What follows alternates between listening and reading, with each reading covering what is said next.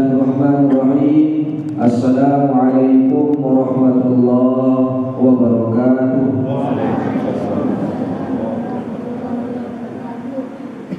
Hamdan li Rabbin khassana bi Muhammadin sallallahu alaihi wasallam wa anqadhana min dhulumatin wa jahlin wa dayatin ila nuri islamin wa ilmin wa hikmatin wa yumnin wa sa'adatin wa khairil awamin. Allahumma salli wa sallim wa barik wa karim wa an'im ala sayyidina Muhammadin al-fatih lima uliq wal khatim lima sabaq nasiril haqqi bil haqq wal hadi ila siratikal mustaqim wa ala alihi wa sahbihi haqqa qadrihi wa miqdarihi al-azim. Salatan taftahu lana biha abwab ar-ridha wal khair wa tughliqu biha 'anna abwab asy-syarr wal dhair. Amma ba'du. Bapak Ibu jamaah rahimakumullah, puji syukur kita panjatkan kehadirat Allah Subhanahu wa taala atas segala limpahan nikmat dan karunia-Nya kepada kita semua, baik itu nikmat sehat, nikmat sempat, nikmat taufik serta hidayah dari Allah, sehingga di malam hari ini, malam ke-25 dari bulan Rajab 1444 Hijriah, di malam-malam terakhir dari bulan yang mulia, bulan istimewa, bulan Rajab ini, kita semua dikumpulkan oleh Allah Subhanahu wa taala di dalam majelis ilmu, duduk bersama mengawali malam dengan tadi menunaikan salat maghrib berjamaah, kemudian iktikaf di waktu yang mulia bainal maghrib wal isya, antara maghrib dan isya di dalam majelis ilmu, dan juga sekaligus kita bersama-sama mengingat kembali peristiwa bersejarah, salah satu di antara mukjizat terbesar, salah satu di antara kejadian yang paling besar di dalam kehidupan baginda kita Nabi besar Nabi Muhammad sallallahu alaihi wasallam, yaitu di Isra dan Mi'rajkannya beliau oleh Allah Subhanahu wa taala. Dan mudah-mudahan Bapak Ibu rahimakumullah, duduk kita ini dicatat sebagai tambahan amal, tambahan bekal bagi kita untuk kembali kepada Allah Subhanahu wa taala. Kita semua duduk ikhlas lillahi ta'ala, semata-mata hanya karena Allah Subhanahu wa ta'ala. Ini kunci, sehingga dalam setiap apa ibadah yang kita lakukan, di akhir niatnya selalu ada kalimat lillahi ta'ala. Nawaitul wudu'a li raf'il hadathil asghar lillahi ta'ala. Kita sholat usolli fardhu maghribi 3 raka'atin, nanti di akhirnya lillahi ta'ala. Kita puasa nawaitu shauma wadin, akhirnya lillahi ta'ala. Dan muaranya semua apa yang kita lakukan semata-mata murni karena Allah Subhanahu wa taala. Jika yang dikejar adalah urusan akhirat, dunianya akan hidup. Tetapi jika dunia semata yang dikejar, dunia belum tentu didapatkan, akhiratnya pasti akan luput, tidak dapat akhiratnya. Di dalam kitab Nuzhatul Majalis ada disebutkan di dalam babul ikhlas, Nuzhatul Majalis wa Muntakhbun Nafais, judul kitabnya, dijelaskan, diceritakan ada seorang syekh memiliki 2 murid. Syekh ini memiliki 2 orang murid-murid yang dekat. Jadi dengan murid lalu satu ini modal, tidak tinggal di tempat syekhnya, datang belajar. Satu waktu murid yang pertama membawa dari rumah ada hasil panennya, gandum. Dia bawa ke syekhnya, gandum sedikit, ada sepesel sedikit dia bawa. Tapi dia datang ke syekhnya dengan ikhlas, sedikit. Ada hasil panen saya, gandum ini syekh, mudah-mudahan ada manfaat, berguna, tunas diterima. Beliau terima, syekhnya panggil istrinya.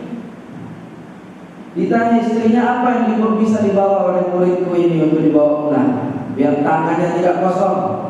Ada bawa oleh-oleh hadiah dari istrinya. Bilang, oh, kemarin kan ada yang bawa seekor domba, ada yang bawa seekor anak kambing. Daripada di sini tidak ada yang pelihara, dia bawa saja sama dia. Dikasih seekor kambing. Gandum ditukar dengan kambing. Di tengah perjalanan pulang, muridnya ini berjumpa dengan murid yang satunya lagi. Kajian beliau ngaji, beliau lain. Wah, lalu jumpa Syekh baru ini jauh gandum, jauh hadiah kan. Ya, dia bebek bilang mau tapi si Syekh mikir.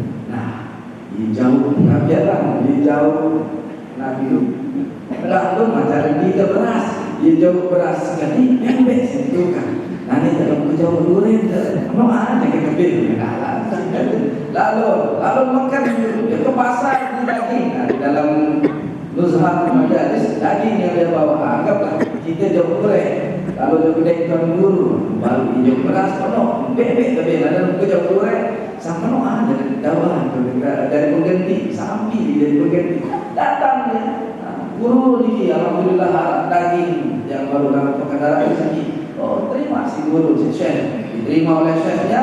Kemudian istrinya ditanya, apa anaknya bawa si jauh? Anak nabi kakak wapis. Enggak, baru gandum anak beras atau jauh di sana enggak. Jadi enggak salah bawa aja bersyukurlah dia lebih.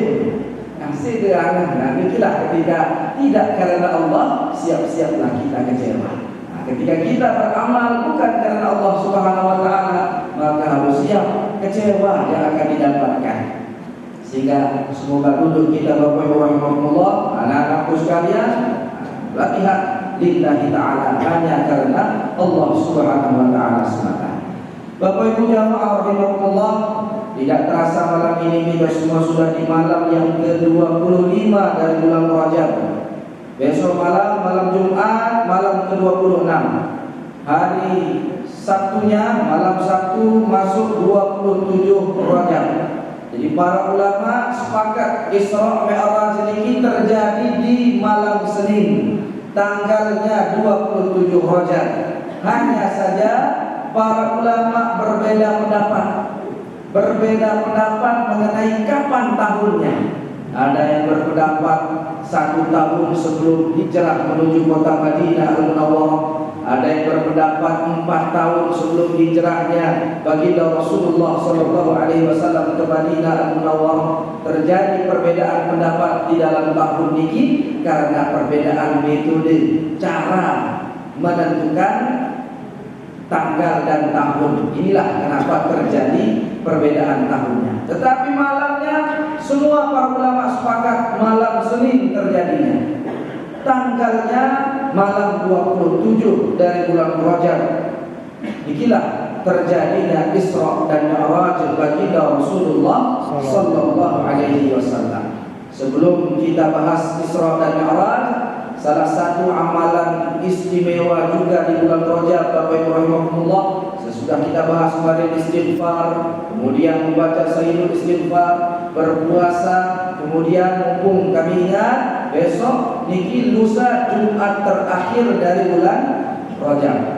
Berarti Jumat besok niki Jumat terakhirnya. Salah satu amalan salafus saleh, nah niki tidak bersumber dari baginda Rasulullah sallallahu alaihi wasallam, tetapi niki merupakan kebiasaan para salaf, para ulama terdahulu.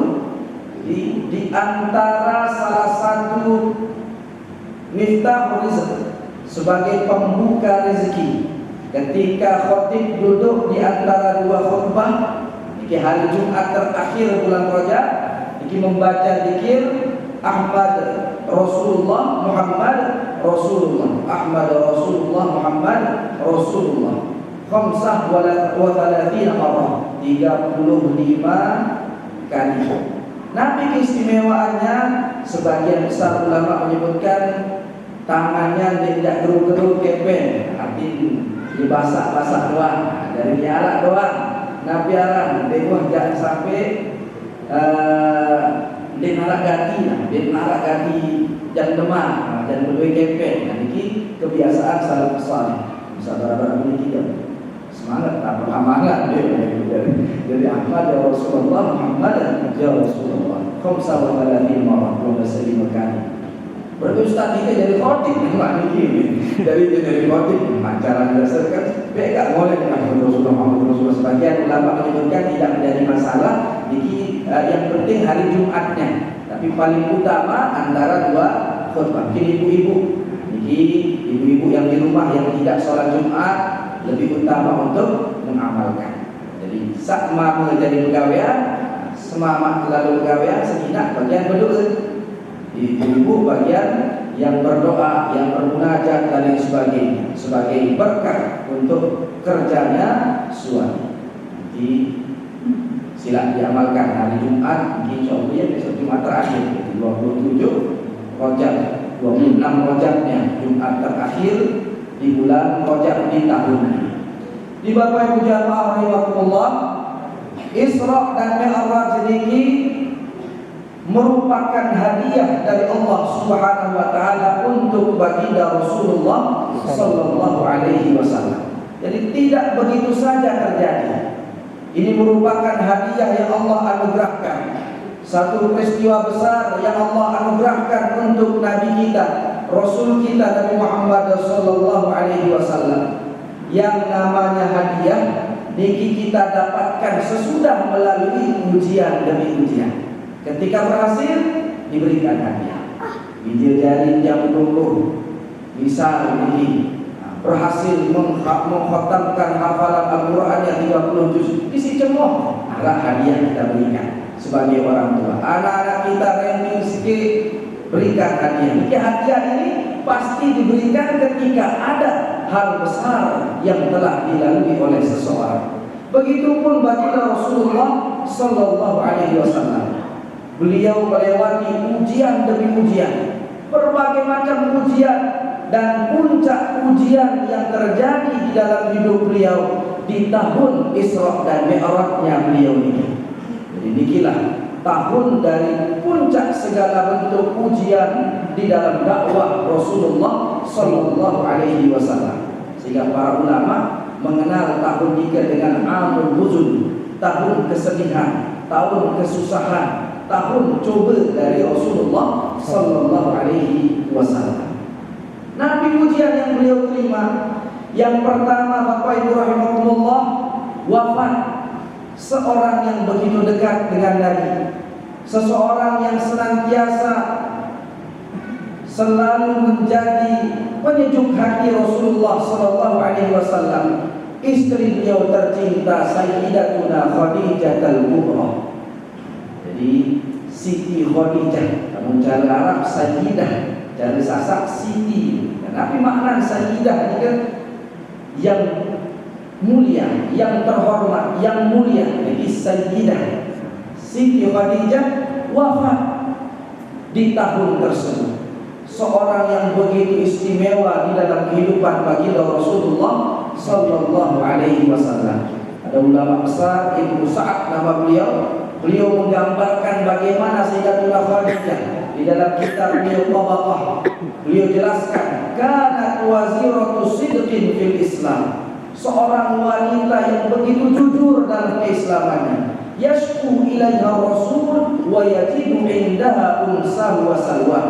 Di dalam diri Sayyidatuna Khadijah inilah Rasulullah sallallahu alaihi wasallam mendapatkan rasa tenang, tentram, damai hati beliau. Bagaimanapun ujian di luar rumah, dicaci, dimaki, dihina, tapi begitu beliau masuk ke dalam rumah, berjumpa dengan istri beliau, hilang sedih, hilang susah Rasulullah sallallahu alaihi wasallam. Niki sifatnya Sayyidatuna Khadijah. Saking mulia sifat beliau, Allah Subhanahu wa taala mengirim salam melalui malaikat Jibril kepada Sayyidatuna Khadijah. Jadi ibu-ibu, bapak-bapak, orang pertama yang beriman itu bukan laki-laki, tapi yang pertama menyatakan asyhadu an la ilaha illallah wa asyhadu anna Muhammadar Rasulullah, seorang wanita. Beliaulah Sayyidatuna Khadijah. Kaya raya, sugih, ependue di kota Makkah. Tetapi begitu beliau menyatakan keislaman, segala harta bendanya diperuntukkan untuk dakwah Rasulullah sallallahu alaihi wasallam. Sampai begitu beliau wafat menjelang meninggal dunia, sampai berpesan kepada Nabi, ya Rasulullah, jika aku telah meninggal dunia, roh niki sudah berpisah dengan jasad, engkau telah kubumikan jasad ini, badan ini sudah dikuburkan, engkau masih perlukan tulang-tulangku untuk agama ini. Rela aku kubur untuk digali, dikeluarkan tulang-tulang. Inilah luar biasanya Sayyidatina Khadijah. Ini yang meninggal dunia. Sedih baginda Rasulullah sallallahu alaihi wasallam. Tidak lama kemudian, syahrun wa asharatu ayyam, kata sebagian besar para ulama, 1 bulan 10 hari kemudian, petanda sejenuh baru bisa metandasi.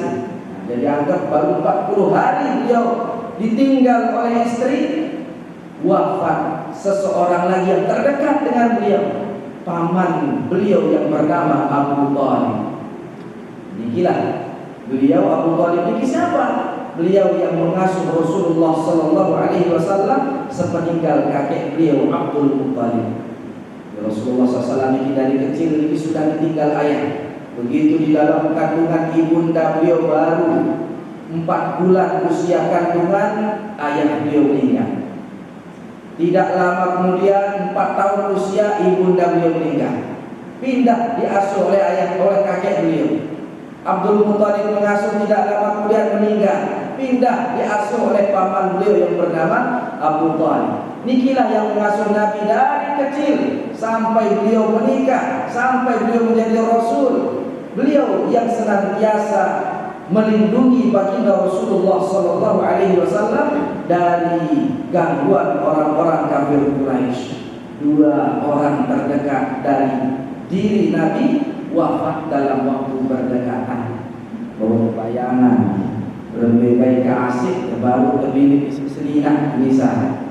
Dia ngomong anak pembirina baru pertandaan pembirina balik soko dengan balik rapat dengan hidup kita. Beginilah ujian yang dilewati oleh baginda Rasulullah sallallahu alaihi wasallam.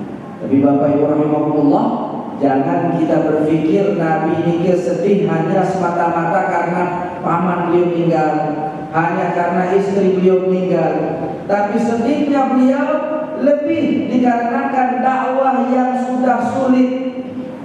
2 orang ini masih hidup, Sayyidatina Khadijah masih hidup, Abu Thalib masih hidup.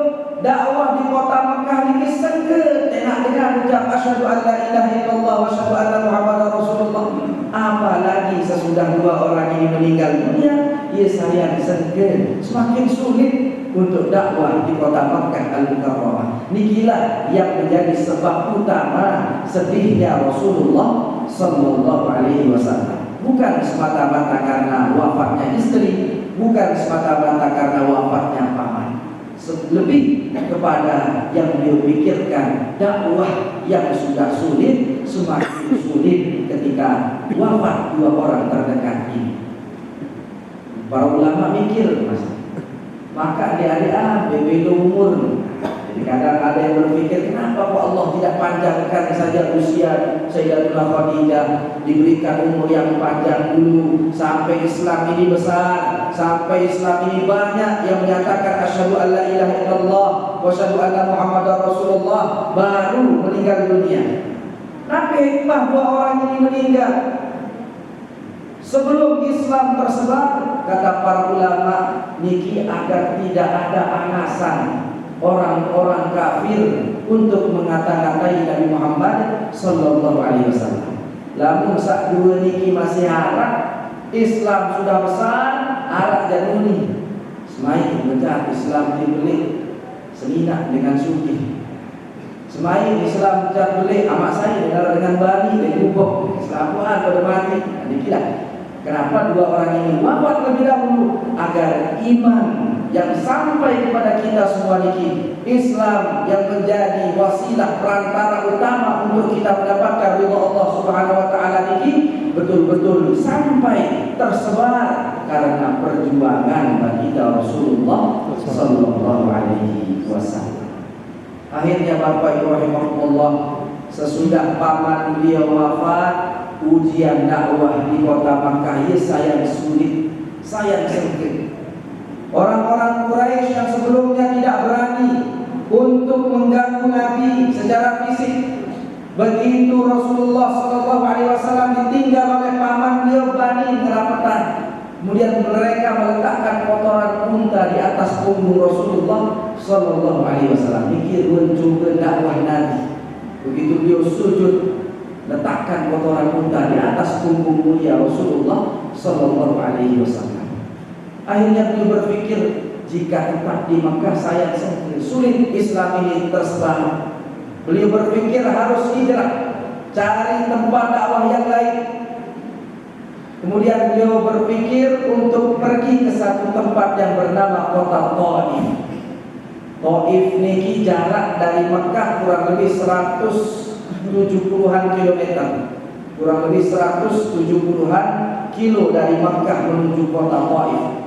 Yang tinggal di Taif niki namanya Bani Thaqif. Ini yang menjadi tujuan Nabi. Beliau berangkat bersama sahabat yang bernama Zaid bin Harithah. Dua seorang sahabat yang bernama Zaid bin Harithah. Ini yang mendampingi Nabi untuk dakwah ke kota Taif. Berbicara Ustaz lambat, berjalan kaki dari kota Makkah menuju kota Taif. Niki sampai Labuan Lombok 100 kilo, masih 70 sampai 80 kilo. Bisa dibayangkan jauh perjalanan. Siang hari panas luar biasa, malamnya dingin luar biasa. Beliau ikhlas menjalankan dakwah ini lillahi ta'ala, hanya karena Allah Subhanahu wa ta'ala semata. Berangkat beliau bersama sahabatnya Zaid bin Harithah. Tapi perginya beliau ke kota Taif ini diketahui oleh orang-orang Quraisy. Pembesar-pembesar Quraisy, Abu Lahab, Abu Sufyan, Abu Jahal mengetahui perginya Rasulullah ke kota Taif. Akhirnya beliau diutuslah utusan berangkat duluan, kendarai kuda agar sampai terlebih dahulu ke kota Taif. Sampaikan kepada pembesar Taif, lemaklah menara dengan lengan Mekah. Jika nanti ada orang yang berasal dari Makkah ke kota kalian, kemudian yang menyebut dirinya bernama Muhammad, yang menyatakan dirinya sebagai Rasul, kemudian yang mengajak kalian untuk meninggalkan sesembahan yang sudah dari nenek moyang kalian sembah, berhala-berhala itu kalian akan diajak untuk tinggalkan. Dedek satu, jangan percaya. Nikah dengan jogan, difitnah Nabi. Itu orang gila, orang yang terusir dari tanah kelahirannya sehingga ia datang ke kampung kalian. Dan kita terfitnah Rasulullah Sallallahu Alaihi Wasallam. Benar saja. Begitu beliau sampai di Taif, bukan sambutan yang didapatkan. Padahal kata para ulama, innal muluka ma'al amlaki fi hadratil Mustafa kal qadan. Seharusnya raja diraja di hadapan Nabi Muhammad SAW tidak lebih seperti seorang budak di hadapan tuannya. Tapi apa yang terjadi Bapak Ibu rahimahullah, begitu sampai di Taif, beliau mendatangi pembesar-pembesar Taif, tidak ada satupun yang mau untuk mengikuti ajakan dia untuk mengucapkan asyhadu an la ilaha illallah wa asyhadu anna Muhammadar Rasulullah. Sesudah tidak mau, pembesar-pembesar Taif ini pun mengumumkan Jekubo, sila batur kubo dengan saat datang lengan Mekah barang diri dari Nabi ini dakwah sampai ini pada subur selabuan subur keluar semua penduduk Taif, yang wanitanya, yang laki-lakinya, yang anak-anaknya, yang tuanya, selabuan pada subur, pada benteng batu, pada sedikit. Kemudian dilempari baginda Rasulullah Sallallahu Alaihi Wasallam. Tempur Nabi Bapak Ibu rahimahullah. Berdarah beliau. Sahabat Zaid bin Harithah yang diri menjadi Nabi Allah Tamim. Beliau menjaga jangan sampai batu itu mengenai tubuh Rasulullah Sallallahu Alaihi Wasallam. Lalu isi luwe dengan tempera. Kena masih baginda Rasulullah Sallallahu Alaihi Wasallam. Jadi niki perjuangan beliau, niki ujian beliau. Yang bila tahun ke isi pengajian di dalam tanah berbuah sampai tempat sempat tak ada berbuah lagi di tempat Dan ini ujiannya Nabi. Bagaimana luar biasa perjalanan jauh sekian ratus kilo beliau tempuh berjalan kaki, tapi tidak ada sambutan yang didapatkan. Lemparan batu yang beliau terima. Lailangan Taif ini nyebut. Beliau bersembunyi di satu kebun anggur. Ya Ustaz, pacuan maka kebun anggur jadi lagi panas Mekah Madinah. Namun Mekah Madinah panas Bapak Ibu rahimahullah. Tapi Taif ini ibarat sembalun Saudi. Nyek. Di situ tempat yaitu daerah pertanian. Talat anggur, talat kembang, mawar, talat nabiaran nyamuk, deliman itu paling luwih di Taif. Jadi ini daerah subur dingin cuacanya di kota Taif ini. Beliau sembunyi di satu kebun anggur yang punya kebun namanya Uqbah bin Rabi'ah. Iki atau